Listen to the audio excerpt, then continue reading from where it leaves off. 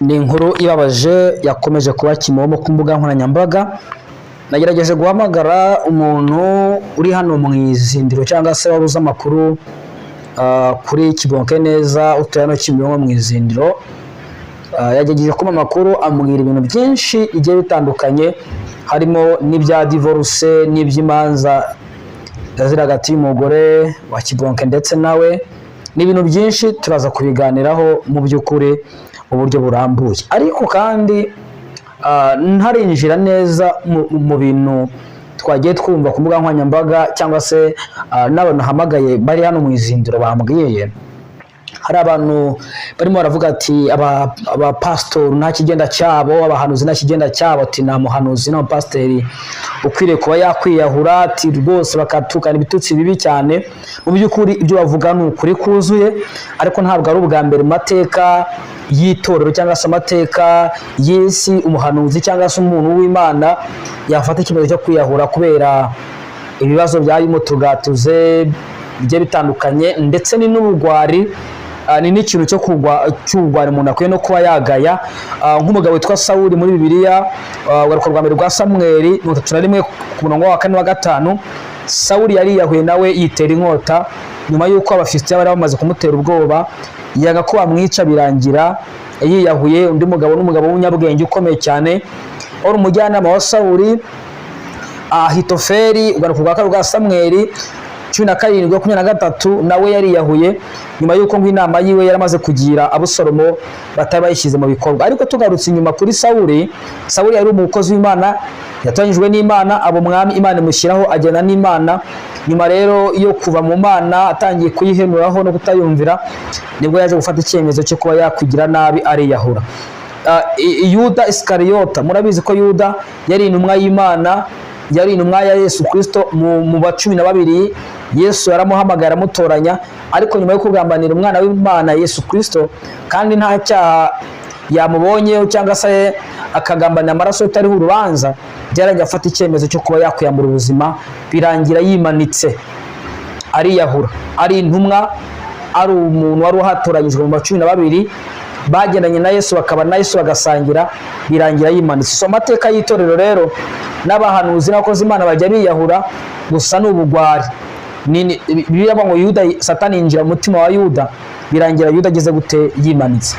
Mu nkuru rero twagiye twumva dukurura uyu Kibonke ni umupasiteri nyine, ni umuhanuzi w'umukozi w'Imana, ndetse n'ahantu mu rugo rwe yubase yarashize n'urusengero kugira ngo abantu bazajye bakomeza basenga Imana. Ikindi uyu Kibonke yaramaze imyaka irenga 3 mu makimbirane n'umugore we, bapfa ibintu bijyanye n'ubusambanyi, cyane cyane ko nacyo kintu kigira muri famille burya kikanyeganyeza, kigatuma ibintu bitagenda neza. Ikintu cyitwa ubusinzi ndetse n'ubusambanyi nicyo kintu gishobora kuba cyagera mu muryango kikawunyeganyeza kuruta ibindi byose. Nubwo n'imitungo izamo n'icyo, ariko ubusambanyi cyane cyane ubusinzi ni ikintu kirimbura umuryango neza neza kikawumaraho. Uyu Kibonke rero abaturanyi ndetse nabo nagenze guhamagara bambwiye ko umugore we yajyaga kurara mu kabari, ndetse akanamubeshya mu gitondo akamubaza ati se uvuye he, akamubeshya ibintu bigiye bitandukanye. Bibaho ngaho bakajya barwana, abayobozi bakaza bakabakiza, bikabahunguje bagasubirana gutyo. Umuntu namaze kuri telefone yambwiye ko divorce bari baranayikoze, uretse ko batari bakagabana, umwe atware ibye n'undi bye. Gusa hari abaturanyi bavuze ko uyu Kibonke yahunze umugore ajya mu kazu gatoya kari inyuma hanze, hanyuma uyu mugore ngo aza kuzamusanga rero amwiba amafaranga 20,000, ari nayo ntandaro yo kuba Kibonke yafatwa umwanya akiyahura. Arimo yiyahura cyangwa se arimo gushya, hari abo yabwira ati mureke nipfire, umugore yaramemukiye. Uyu Kibonke abantu wenda bamuzi mu myaka yatambutse, yari umuhanuzi hano rwose mu izindiro ahantu bita mu Kiduruduru hasi, niyo yakoraga ivugabutumwa, ndetse nta n'ubushobozi bufite afatika.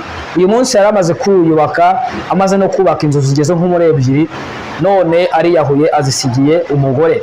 Ariko icyakomeje kugaragara mu majwi y'abantu bagiye bumvikana n'abaturanyi ndetse nabo nahamagaye n'ibyo numusha ku mbuga nkoranyambaga, uyu Kibonke bavuze ko azize umugore kandi ikintu azize ni ibintu by'ubusambanyi, cyane ko hari n'abaturanyi be bavuze ko wenda n'umugore amucaga inyuma wenda ashobora kuba mu buriri ngo bitari bimeze neza, wenda ariyo mpamvu yatumye umugore abasha kuba yamuca inyuma burundu, noneho akaba yakwerura akagenda, wenda ari uko mu buriri byari bitangiye wenda kugenda nabi. Ni amakuru nabwo twagiye twumva abaturanyi babivuga nubwo batayakomojeho ngo babitsindagire, ariko mvuga ko nabyo bari kugenda babivuga bati Kibonke azize umugore we, ati niyigendere. Ni umuntu rero wagiye ubwiriza abantu ubutumwa bwiza, kuko hari umugore watanze ubuhamya avuga ko yari agiye kwiyahura, umugabo yamusize mu nzu y'ubukode mu mujyi wa Kigali, ariko Kibonke aravuga ati reka n'uwiyahure, kwiyahura ni bibi, kwiyahura ni icyaha, ndetse ngo akajyana amuha n'amafaranga, akamuha amafaranga akavuga ati akira, shaka ukuntu wateka warya wagahawe ukarya, wo kugira ngo ufate icyemezo cyo kuba wakwiyahura, ati Imana ntabwo yazakubabarira. Bati byagenze bite kugira ngo umuntu wihanganishaga abantu, umuntu wasengeye abantu akabahanurira, afata icyemezo cyo kwinjizwamo wenda n'umwuka uri satanike, akaba yafata icyemezo cyo kwiyambura ubuzima akiyahura mu buryo bwose nk'ubu ngubu, kandi wenda hari urwego yaramaze kuba yageraho, ariko nyine ibyo ngibyo nta kintu bivuze mu gihe hari amakimbirane.